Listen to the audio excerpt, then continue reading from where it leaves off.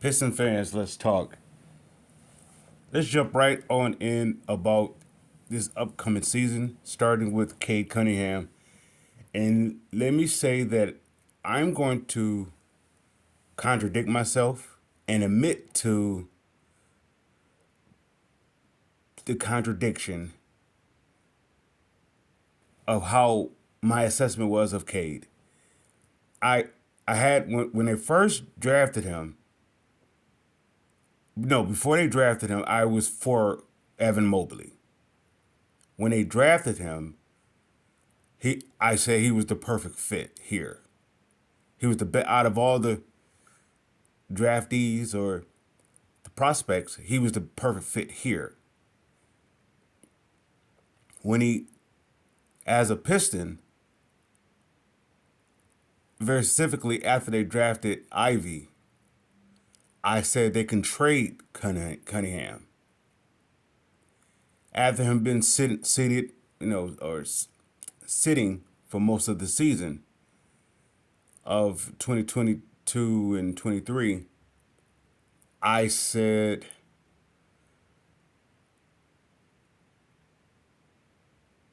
nothing for the most part, other than he needs to earn his on the court respect, not statistically. In the category where it's not statistical, is there's no records of it. It's just it's an unteachable trait. And this leader is called leadership. So with that being said, going into this upcoming season, regardless to if Detroit were to be positioned to select Victor, Brandon, or Scoot, Cade gives them the perfect situation for all three. So now this is where it becomes contradictory. I was I'm even well documented that I said trade him for what was his name? The gentleman that was drafted in Oklahoma that was out for the season, the big fella. I said trade him for him, Chet Holmgren.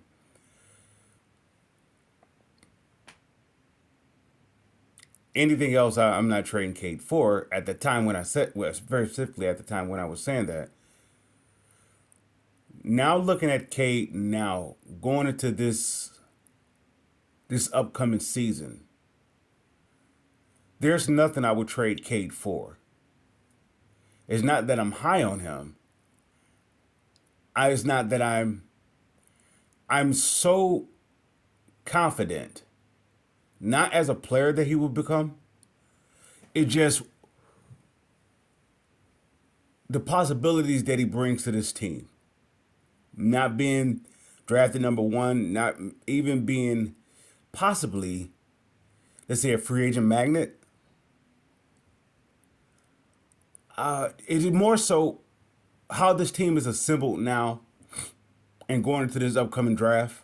Cade Cunningham is the perfect fit.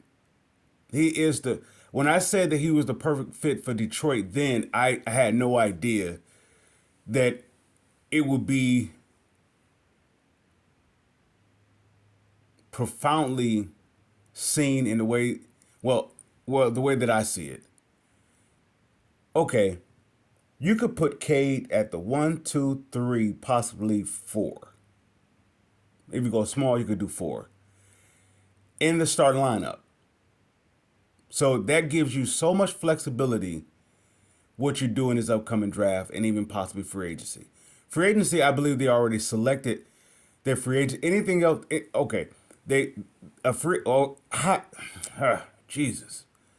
Okay, I guess you could say it with Wiseman that they have a free agent or draft selection in that. So this free agency is really it is interesting because I believe the free agency comes before the draft, or starts before the draft. I believe so. If not, it comes after. I'm not sure. I believe it comes before. It's interesting with that. Of course, it depends on where the lottery selection is. If Detroit is not in a top three selection, it still benefits them. The K situation still benefits them largely. It just is maximized more if they are selected in top three. Any player they, let's say if they are in the top five lottery selections, that is, Cade makes that draft pick that much better.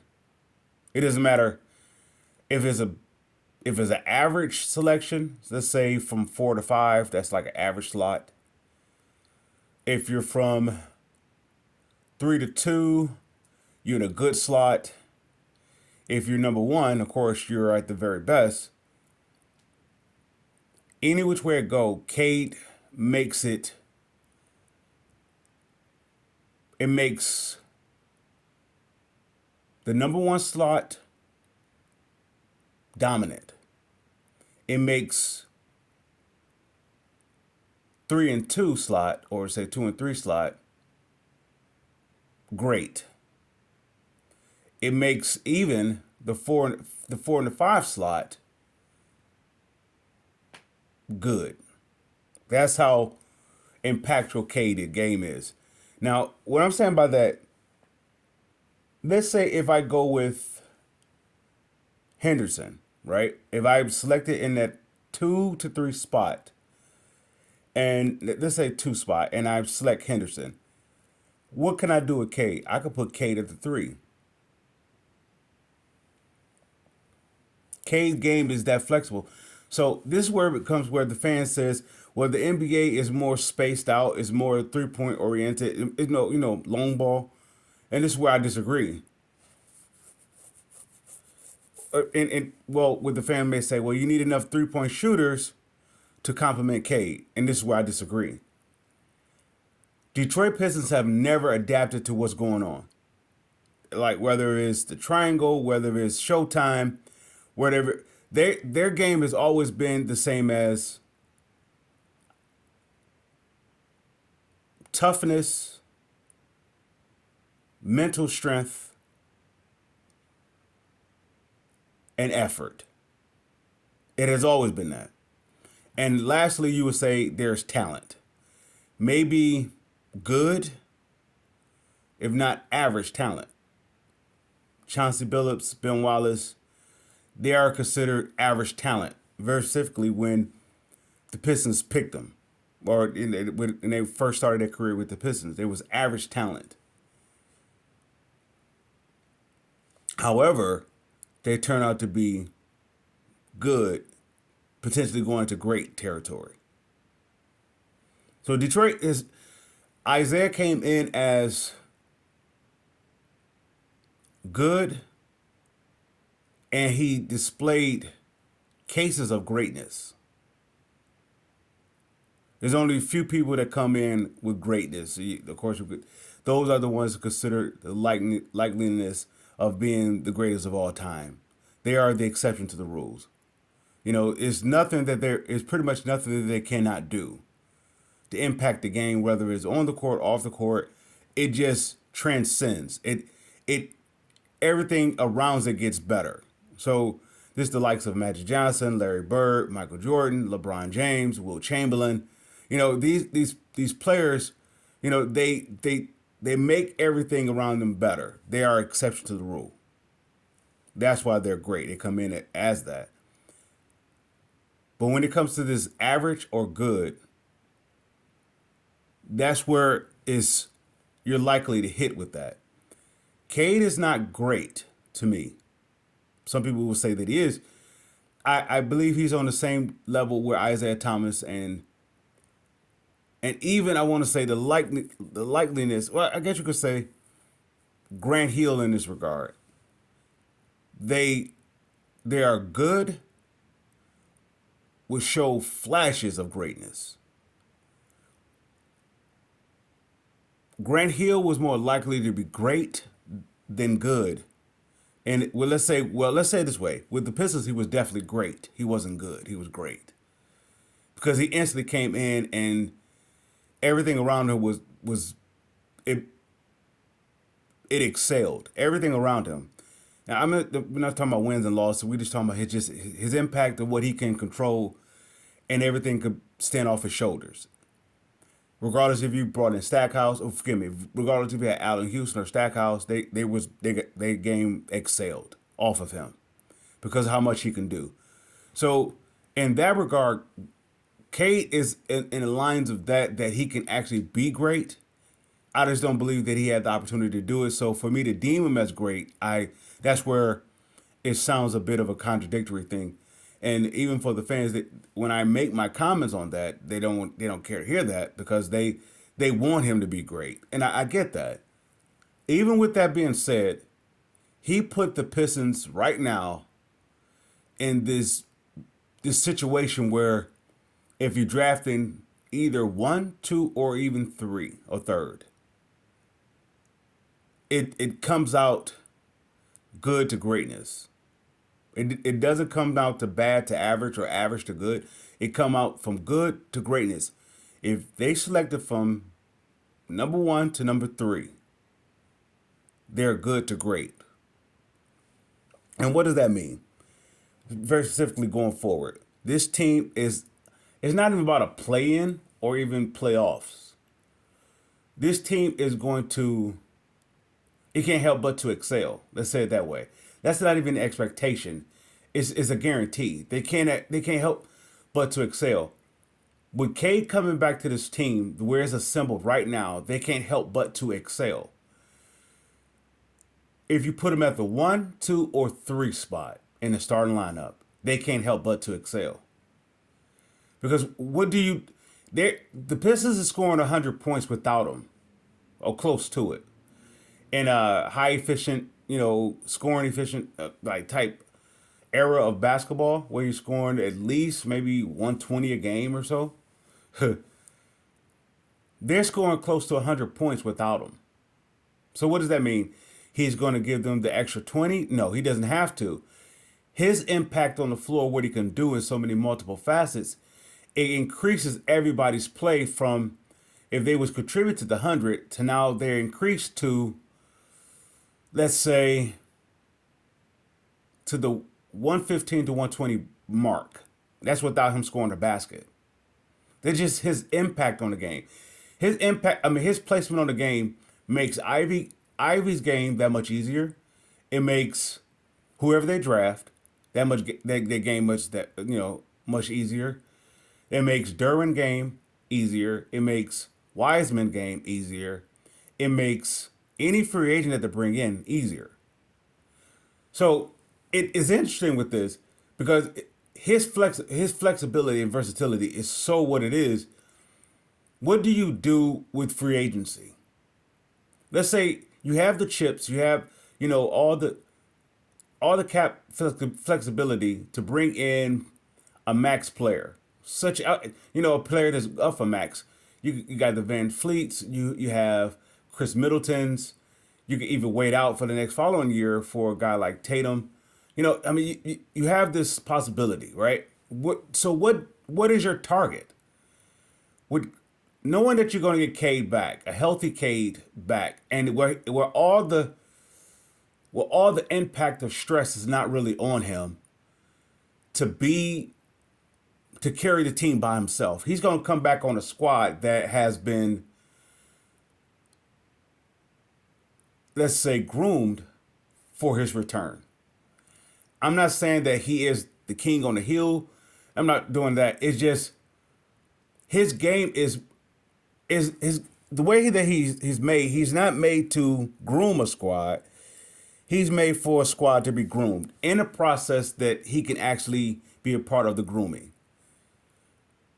So, say for example, if you brought Cade to a Killian Stewart,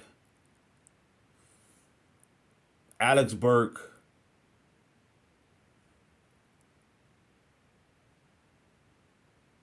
maybe even a Bagley type team by itself, it's going to take a lot of work. Not that those players are bad.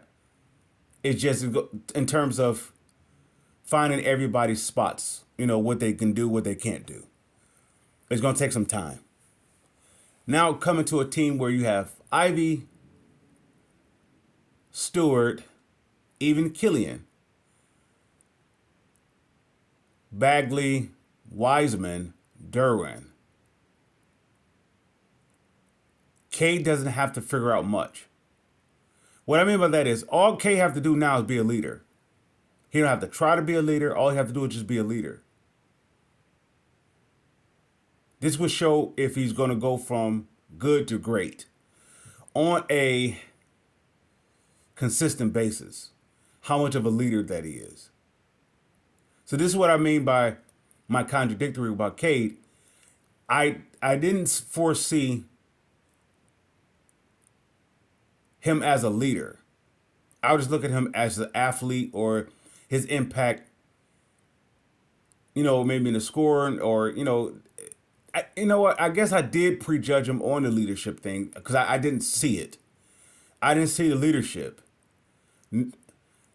Right now, where he's at, he's in a proper position to be this great leader. That's what makes the likes of Magic Johnson, Larry Bird, LeBron James, Michael Jordan great. And this is where I would say Isaiah has shown like flashes of this.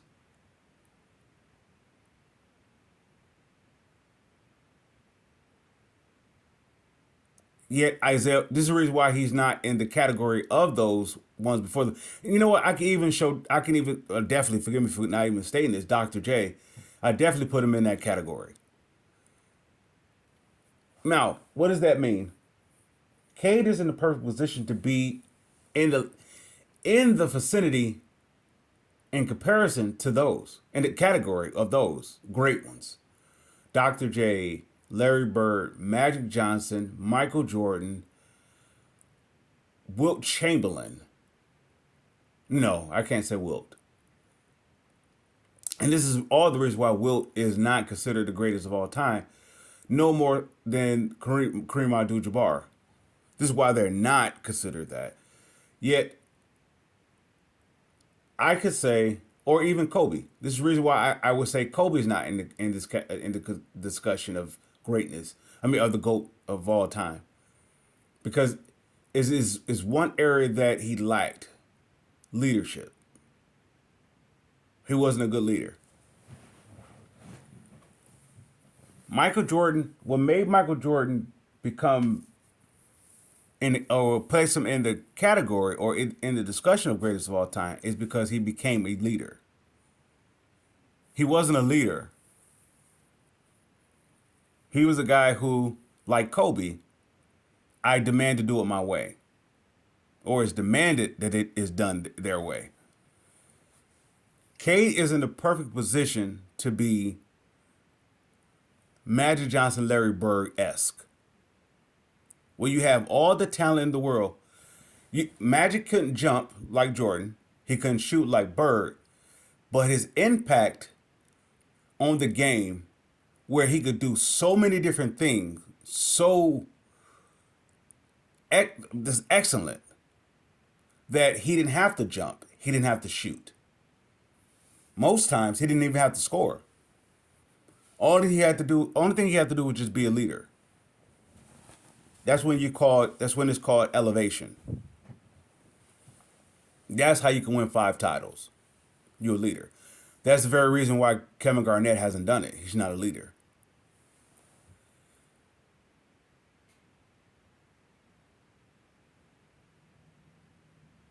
I'd say Garnett. Forgive me if I butchered his name. Kevin Durant. This is why Kevin Durant is not in a discussion of greatest of all time, because he's not a leader. And that's why Kobe is not in the discussion of greatest of all time, because he's not a leader. Don't get me wrong. They hate to lose. They don't deem them as a leader. Jordan had to become a leader. What that means that you trust in your teammates, you make your teammates better.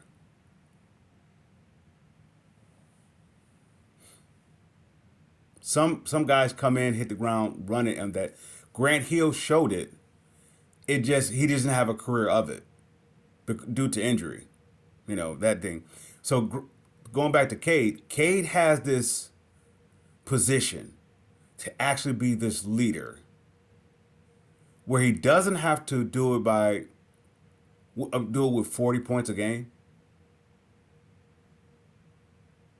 And this is the reason why I don't put Steph Curry a part of the greatest of all time, because he's not, as of yet, he's not that tier guy. I would say for the most part, Draymond on that team was their guy. And the reason why it's such a confliction there is because he shouldn't be that guy, even though he is. Anyway, he's the Ben Wallace.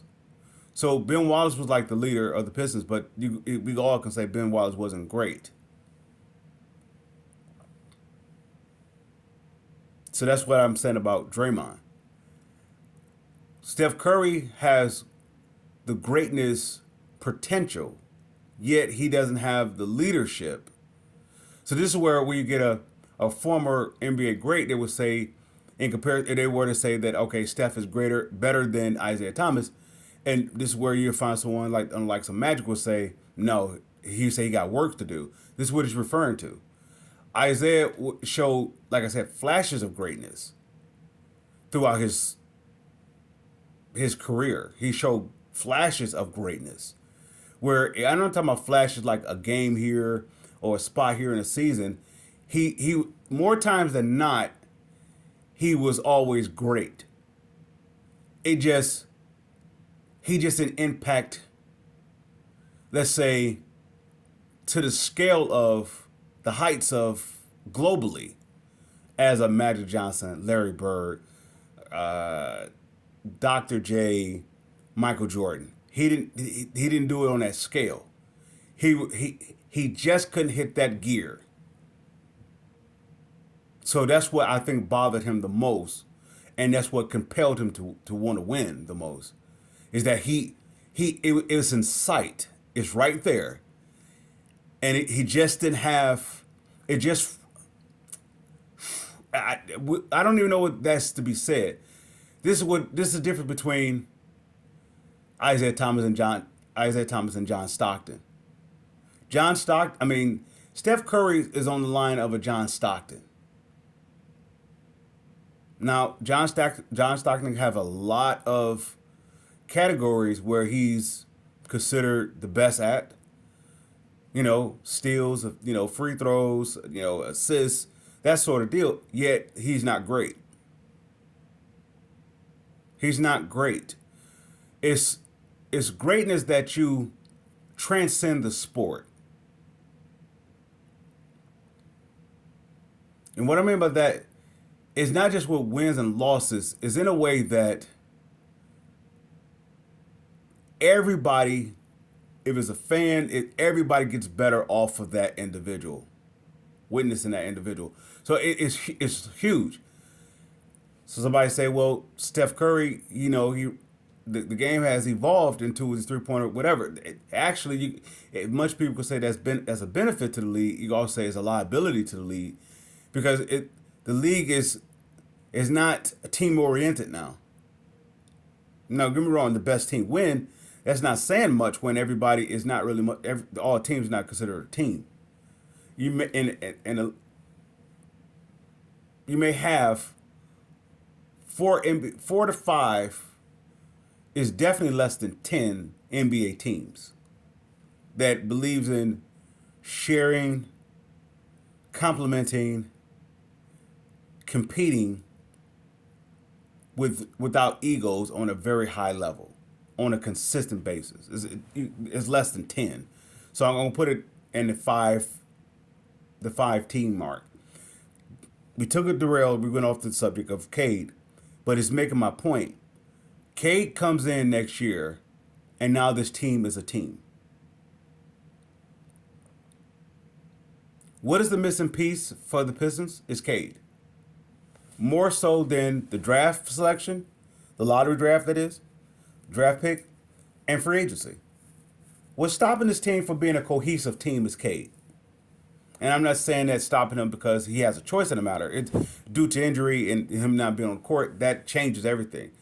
Yet his impact on the court now, he doesn't have to do as much work as he did, let's say, the first 2 years. Going into his what is this going into his third year, I believe. He don't have to do much work on the court in terms of putting his players in position and how to play off his players. All he has to do is be a leader. That means if he's the guy that's, diving on the floor, if he's the guy, of course, he's the first in, last out. If he's the guy that's every area of his game that is lacking, or that, I won't say lacking, let's say that can stand to be improved, he's the first one to see it, first one to jump on it. He is the point of emphasis of being the example of the team. He is just that. And he doesn't have to do it with all this pressure. Not anymore. With this last draft of Ivy and Duran, and even the impact of Wiseman, it even gives him flexibility to move on from Bagley and even possibly Stewart. Nonetheless, with that said, this draft selection, and I want to say, yeah, I'm going to include Wiseman as part of his draft selection because how much he didn't play with Golden State and when he was with Memphis.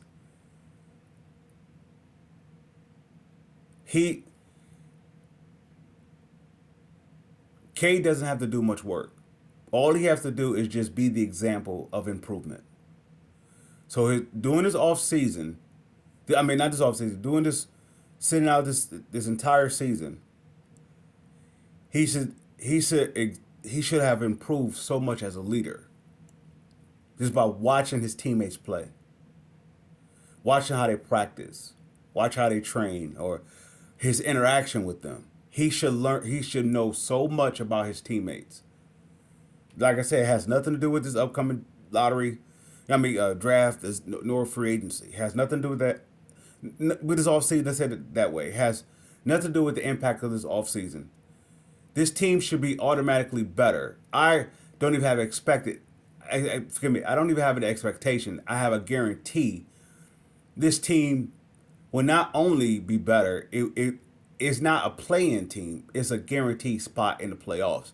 Now, what I mean by that, they're going to be at least, let's say you have, 8 teams?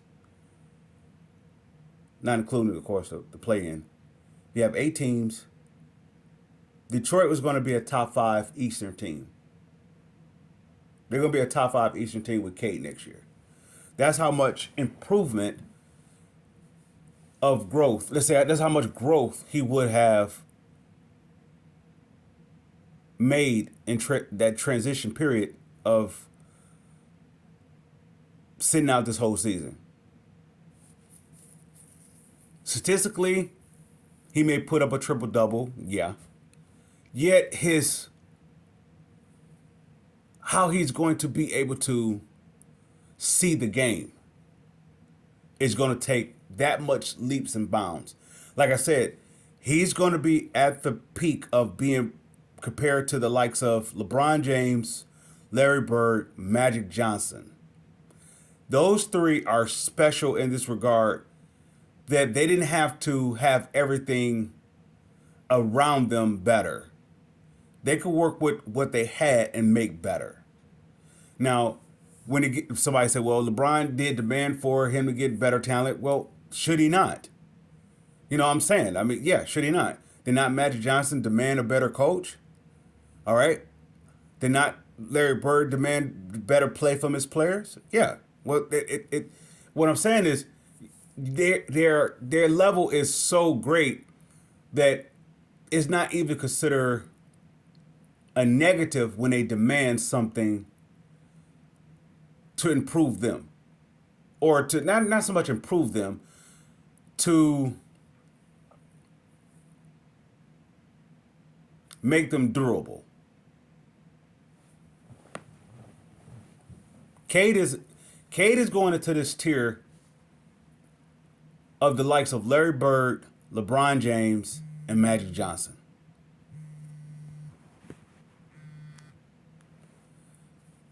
He's going into that category. Grant Hill was on the likes of that. Of course, his career was derailed by the injury. He was going on the likes of that. I mean, well, forgive me. Cade is going on the in that classification of NBA greats.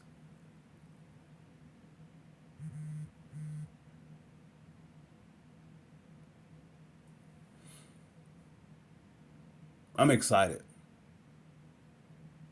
and that's why I said that it's going to be a bit contradictory on my part. How I have like this take on Cade.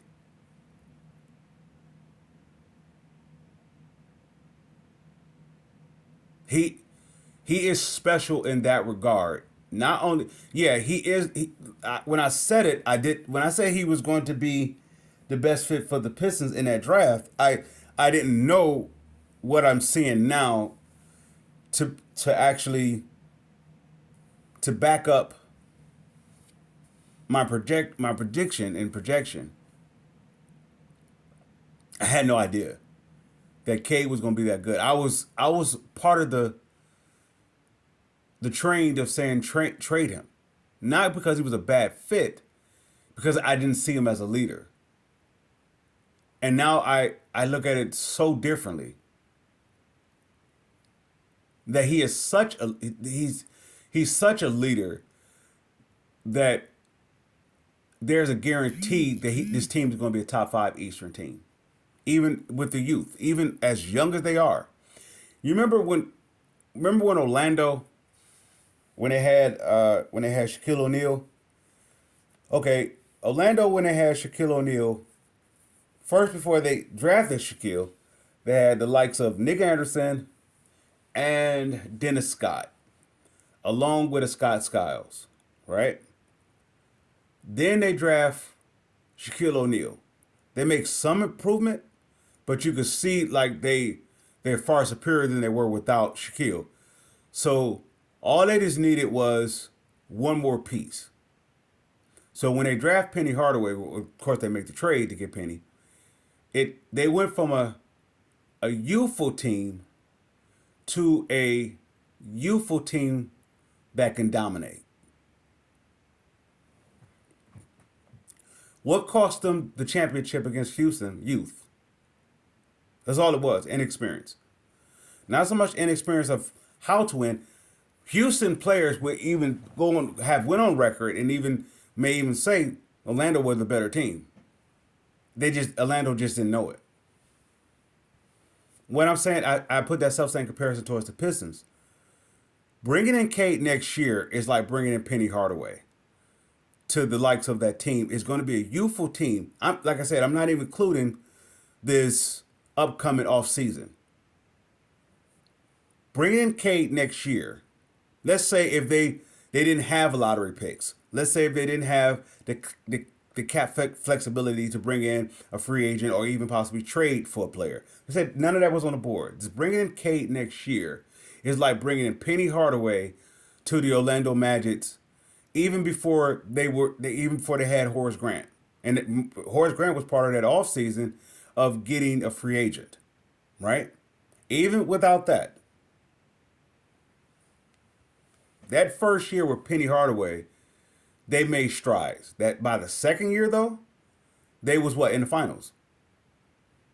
They made one addition, maybe possibly two in the offseason that brought them to the NBA finals. I say the same thing about the Pistons. Somebody say, well, you got the likes of the Bucks, you got the likes of, the Celtics, you have Atlanta, you have Cleveland, you have Philadelphia, You have even the next tier teams. You have let's see, New Orleans, uh, Orlando. And those teams with Cade on this team, the way this team is already assembled. Detroit is going to be the Orlando Magics in that 95, let's say 92 to 96 run. Cade is their Penny Hardaway. They're they're going to shock the world from going from a bottom team to a top team just with this play. And I could cut off with that. That's not even in. If I were to dive into this area for a quick second, if they draft Scoot Henderson, somebody say, "What? They have Killian, they have Ivy, they have Cade. Why would they draft Scoot? Scoot, by having Cade on his team, you are in a position to draft a Scoot Henderson because you could play Cade at the 1, 2, or 3, possibly 4 on most nights, which actually benefits to the like of Scoot. And let's say if hypothetically, if you went with Cade and Ivy in the backcourt, and you bring in a free agent at the 3, and let's say you went Derwin and Wiseman at the 4 and 5, right? Let's hypothetically say that. So, and let's say you draft a Scoot, and Scoot is your guy coming off your bench. What do you do with that? What do you do with that? All right, let's take Scoot off the board and let's put Brandon Miller there. All right, you have Brandon at the 3. If you have, even if you keep Killian, Killian is your guy off your bench, right? You have Cade and Ivy, Miller, and you still have Duran and Wiseman at your 4 and your 5. What do you do with that? Somebody may say, well, it doesn't bring spacing for Cade. It brings so much spacing for Cade. Brings so much spacing for Cade. Why? Because Brandon Miller is so flexible. I mean, he's so not flexible. He's so versatile. He's so versatile that you have to watch him. He's like a prober, so you got to watch him at all times. Well, if Cade is already as the player that he was when he was playing, he was he was drawing double teams. So that means you have to be double alert on Cade. But if you have a versatile player in Miller, and somebody say, well, what does that do for your bigs? Well, you don't have to space it. You're not just a lob threat. That lob threat cancels out the 3-point threat of the opposing team. The team come down and put up 3. Let them shoot the 3. Let them even make the 3. Well, all it's going to do is going to put their team in foul trouble. The opposing team in foul trouble. If you have Wiseman and Derwin, which are lob threats, they're not just lob threats. They are high percentage threats. What does high percentage in the low box do? It put the opposing team in foul trouble. Now, once again, the Pistons in a position to make that 3-ball thing, go back to regular team basketball. With adding Brandon Miller. Now, if they were to get the number 1 pick, now what does that do to their lineup? Okay, all right. You have an ultimate big lineup. There's no way you can beat that team.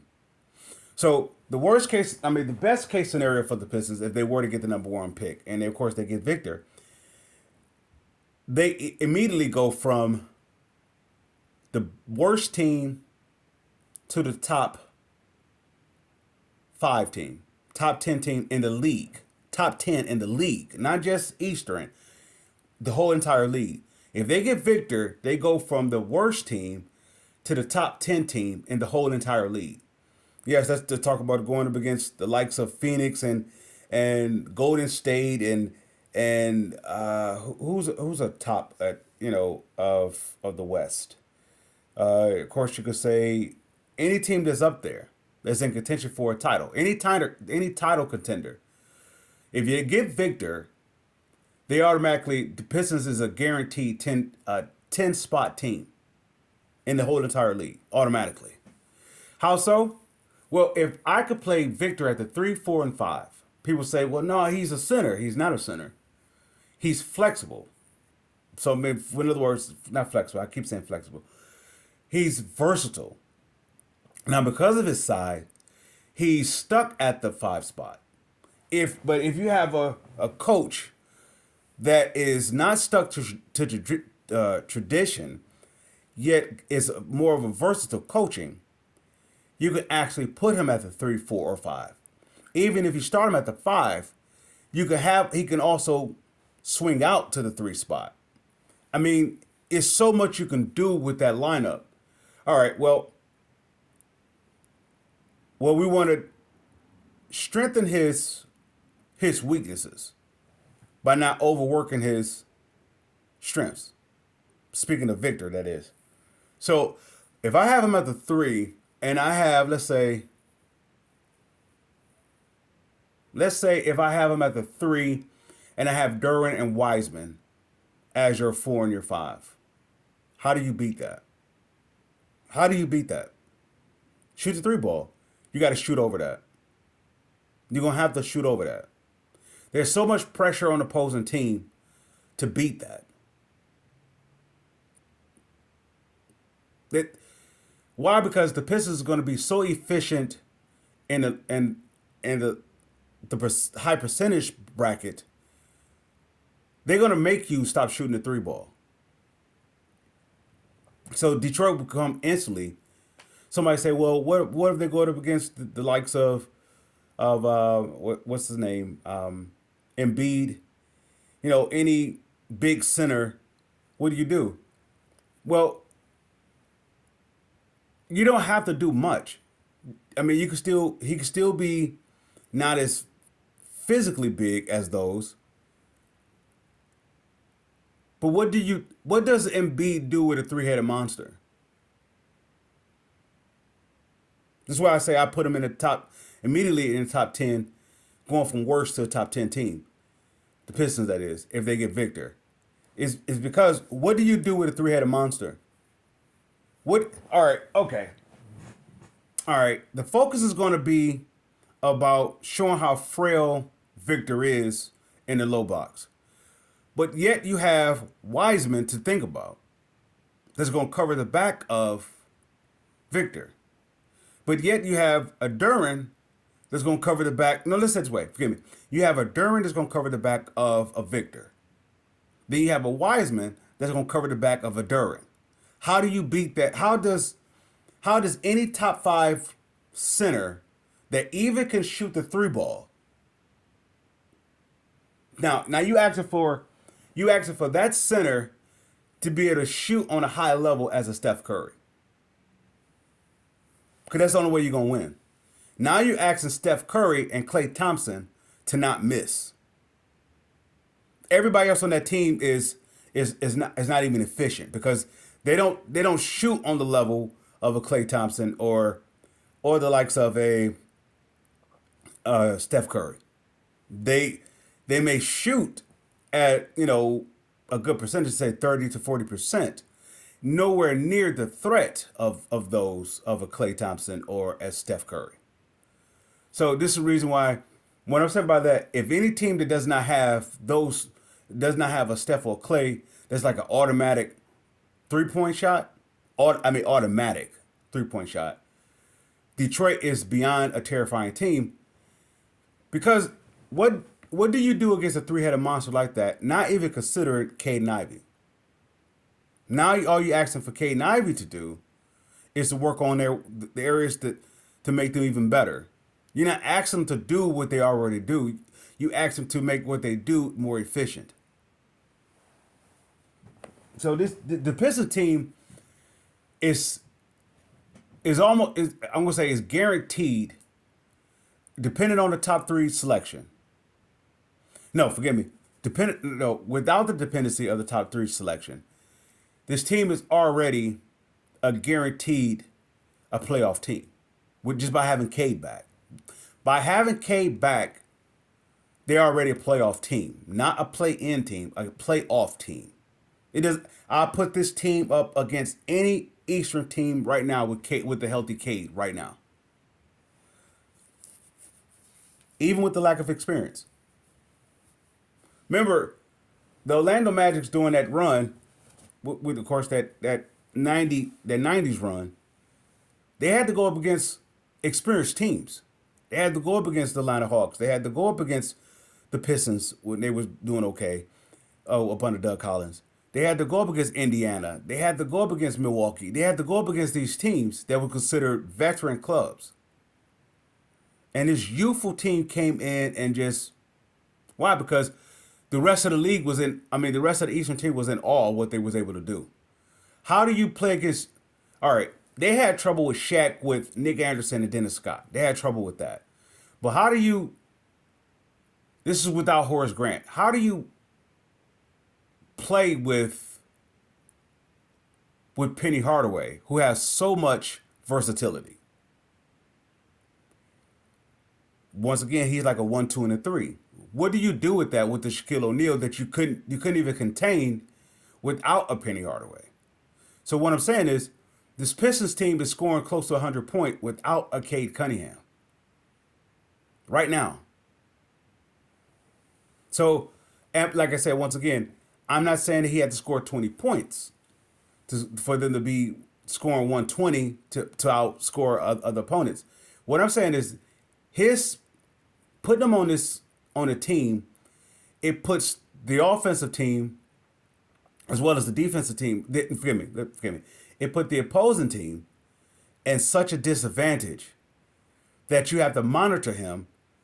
Well, okay, if they're having trouble with Duran and Ivy now, and Wiseman now, they're having trouble with them now. Now people say, well, they're not playoff team, play-in team now. But just ask those three individuals. If the opposing team is having trouble with them now, this is like their first year in the league. Yeah, this is Wiseman's first year. People say, no, he was drafted. This is his first year in the league. And they're having problems with them now.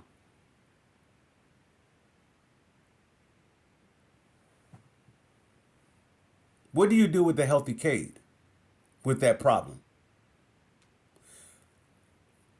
Cade is like I said, this is going to impact. This is going to show the emphasis of his leadership.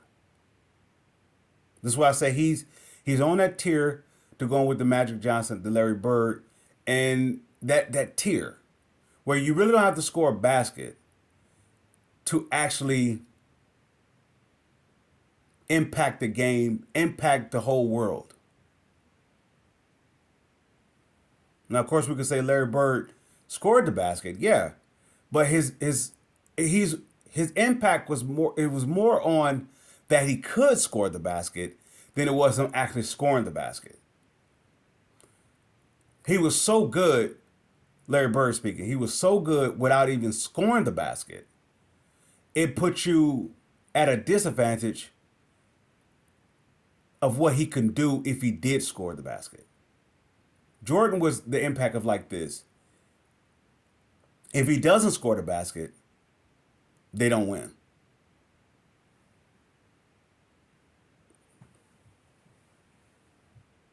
Now, Jordan is not in the greatest of all conversation for myself because of that reason, because he's not a leader per se. He didn't make everybody better. He demanded everybody to be better. So in doing so, they assembled a squad to make them efficient. So it's more so, if y'all want me to play, y'all got to put the best team around me. No different than LeBron James saying, or no different than what Kobe Bryant said. No, if you want me to play, you got to put the better team around me. Magic saying, give me what I have, and I'll play with it. Bird says, give me what we have, and I'll play with it. That's why there are, in my assessment of the game, Bird and Magic is like the only two considered the greatest of all time.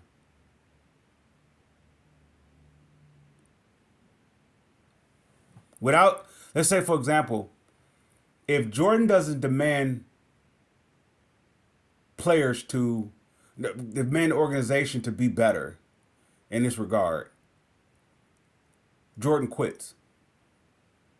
Versus Magic is saying, which Magic and Bird is saying, I'll play what we have. Yet you just got to give me competence. Give me an average player that's competent, and I can win. That's why they can win with a Bill Walton, even if he doesn't play a whole season. I believe Bill Walton was a sixth man of the year with Boston.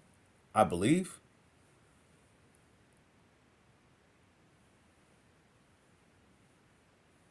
So I can end off with that with the Pistons by saying that they can actually,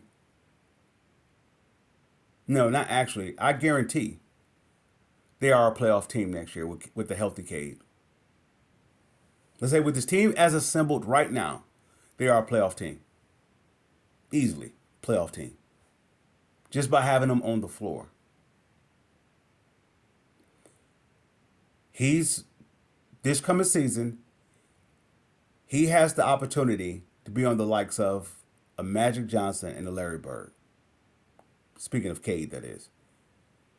With that said, Pistons fans, I salute.